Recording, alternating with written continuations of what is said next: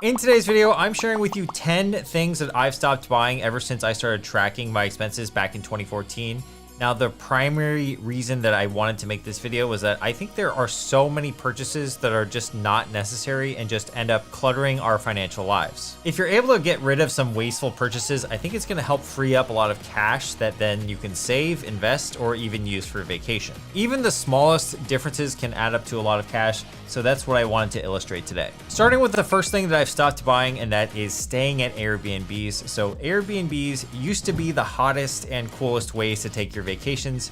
And back in 2016 to 2017, I actually took a solo trip to Europe and I exclusively stayed in Airbnbs for the entire 3 weeks that I was there. Airbnbs used to also be a way cheaper way to book a place to stay than a hotel, but at some point post-COVID, there was a shift that I personally noticed. They started to become way more expensive due to their cleaning fees, which were also subject to whatever the owner wanted to charge.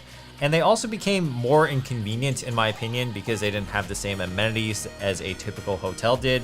And for me, they lost their charm. In the beginning, Airbnbs felt like they were these unique original places that you would stay and you would have this amazing experience.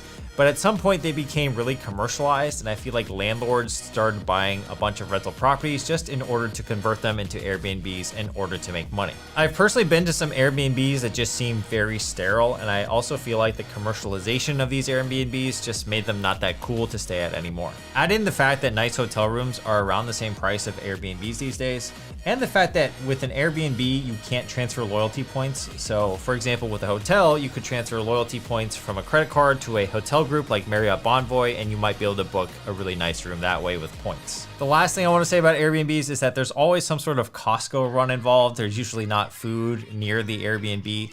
And at the end of your stay, you usually have to oblige with the host's rules in order to check out. Like perhaps that means you have to gather up all the sheets and put them in a pile somewhere.